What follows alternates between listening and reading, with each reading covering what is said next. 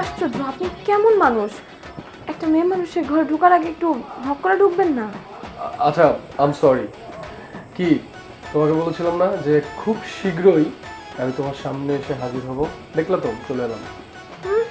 খুব মনে হয় আমার জন্য আসছেন। আপনি তো আসছেন দরবার সালিশ করতে। এগুলা কি আমি বুঝি না? আমার এগুলা বুঝায়েন না তো। বিশ্বাস করো, আমি শুধুমাত্র তোমার জন্য এসেছি।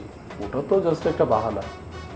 যেদিন থেকে তোমার সাথে আমার ফেসবুকে অ্যাড হলো, সেদিন থেকে শুধু আমি একটা চিন্তাই করছি, কখন তোমাকে দেখব সরাসরি। আপনার জীবনে তো আর মাইয়া মানুষের অভাব নাই। ফেসবুকটা খুললেই দেখি এক এক দিন এক একটা মাইয়ার সাথে ছবি। ইস, আরে শোনো, ওরা হচ্ছে ঢাকা শহরের মেয়ে, খুবই ফ্রি মাইন্ডেড। তাছাড়া তুমি যাদের সাথে আমার ছবি দেখেছো, তারা প্রত্যেকেই হচ্ছে আমার ভার্সিটির ফ্যান। ফ্রেন্ড নাকি আমি অত কিছু বুঝি না, কিন্তু মাইয়াগুলারে দেখলে আমার খুব রাগ হয়।